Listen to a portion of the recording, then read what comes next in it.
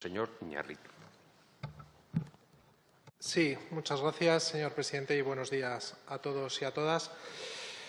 Y, en primer lugar, pues quería agradecer a la ministra su comparecencia hoy aquí y, por qué no, también felicitarla por el nuevo nombramiento, como hice hace 2 años en ese momento en el Senado. Hoy lo hago aquí en el Congreso, porque si bien reconozco que como independentista y no precisamente fan de todo lo que tiene que ver con el mundo militar, teniendo en cuenta la sensibilidad de este ministerio, y rebus sic stantibus, estando las cosas como están, pues siempre creo que es mejor que sea una persona de su trayectoria y su perfil quien está al mando de este ministerio que cualquier otra persona, porque creo que hay que poner en valor su trayectoria en todo lo que tuvo que ver con la paz y la reconciliación y los derechos humanos en el País Vasco. Por eso estoy convencido que puede hacer una gran labor también en este ministerio. Y digo más, en todo aquello que tiene que ver con la Carta de Naciones Unidas, en su punto número 1, aquello de preservar la paz y la seguridad internacional, le deseo éxito. Pero en todo lo que tiene que ver con intervencionismo, con venta de armas a estados que conculcan derechos humanos, el aumento del gasto militar, la persecución de la disidencia política por parte de los servicios de inteligencia del CNI o las posibles irregularidades que haya habido en las Fuerzas Armadas, pues ahí no, ahí nos tendrá enfrente, seremos críticos e incisivos. Voy a dividir mi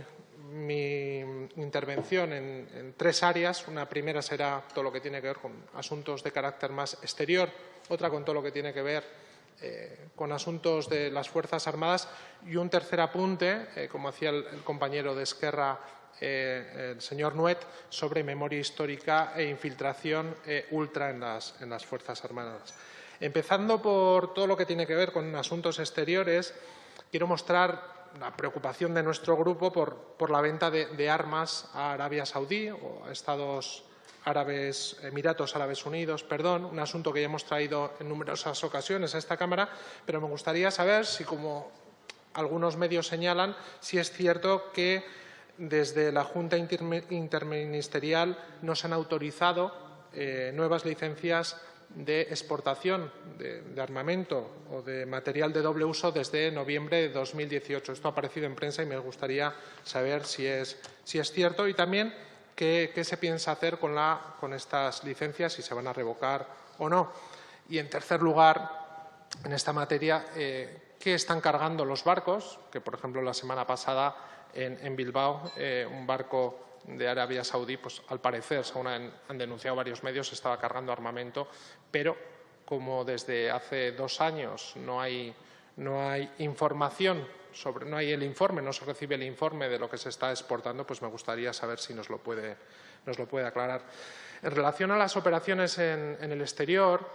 hoy mismo recibía una contestación de su ministerio diciéndome que no piensan retirar la plataforma de misiles Patriot de la base de Incirlik en Turquía,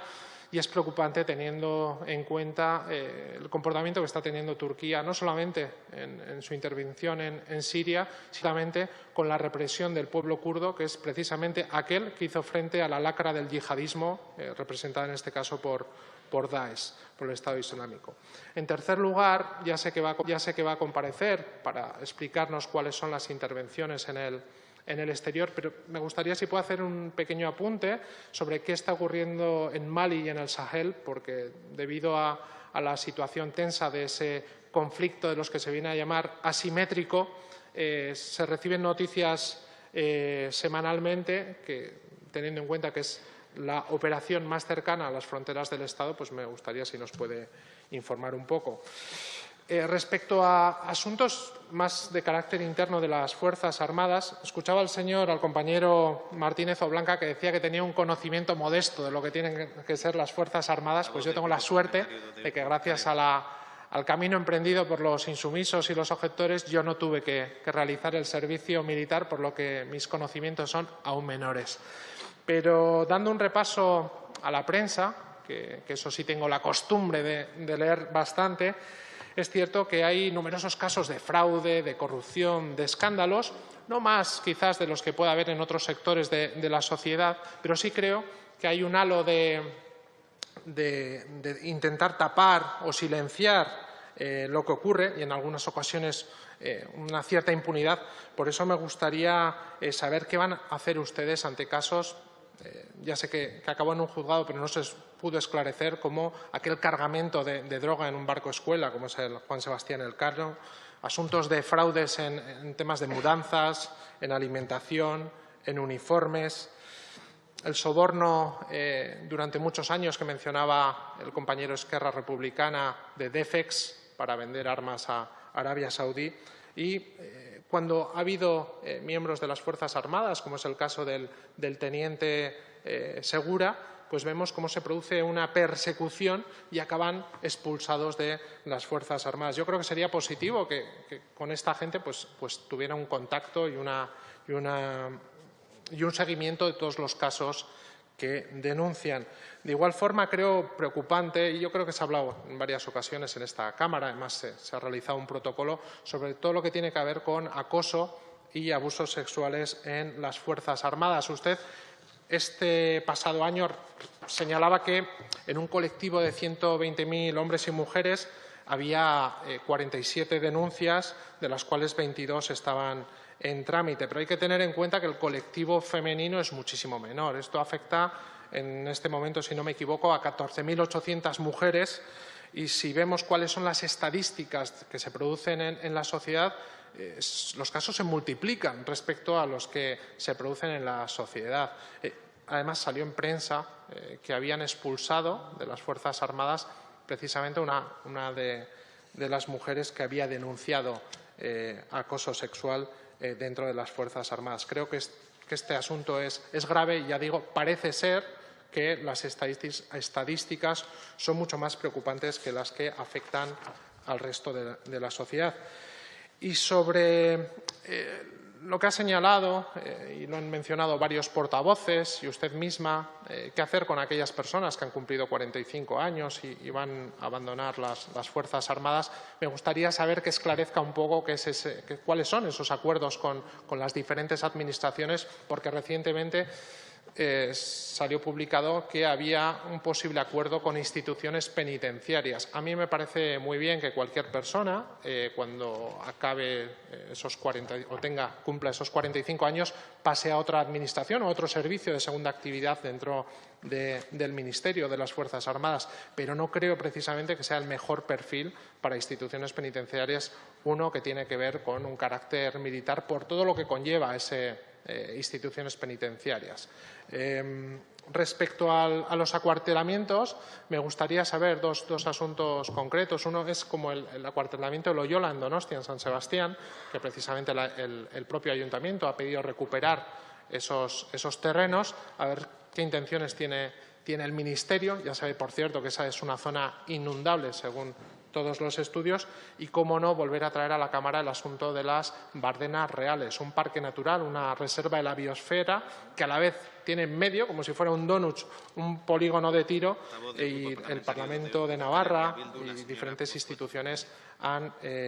reclamado que ese polígono de tiro se acabe y sea cesada su actividad. Y, por último, en relación a la memoria histórica y a la infiltración ultra en las Fuerzas Armadas, otro portavoz señalaba que el franquismo, el fascismo, no debe tener lugar en ellas. Y ante diferentes interpelaciones que le hemos realizado, es cierto que el Ministerio nos responde que los miembros de las Fuerzas Armadas trabajan por España y tienen un compromiso total y pleno con los valores constitucionales y que además trabajan con el cumplimiento de la legalidad, la legislación en materia de memoria histórica. Pero es cierto que en estos últimos años, a partir del manifiesto franquista, que preocupantemente firmaron más de 1.000 miembros en la reserva o retirados de las Fuerzas Armadas, vemos cómo posteriormente un jefe del Ejército, como el señor Kohl, hacía unas manifestaciones progolpistas y, claro, la sorpresa es que mientras hay mandos que están dentro de las Fuerzas Armadas, parece que son constitucionalistas y demócratas, pero cuando salen de ellas se convierten en forofos del franquismo. ¿Qué van a hacer ante estos hechos? Recuerdo que en Alemania recientemente los servicios secretos han publicado que están investigando a 555 miembros de las Fuerzas Armadas de Alemania por su vinculación con ideologías ultras. Me gustaría saber qué van a hacer ustedes. Y por último, y acabo, señor presidente, vimos con sorpresa cómo un miembro de esta Cámara se dedicaba a hacer prácticas de tiro como si fuera torrente en un acuartelamiento del Ejército, algo que nos llamó la atención a todos. Me gustaría saber qué están haciendo ante eso, si han abierto un expediente y qué medidas van a tomar. Muchas gracias, señor presidente.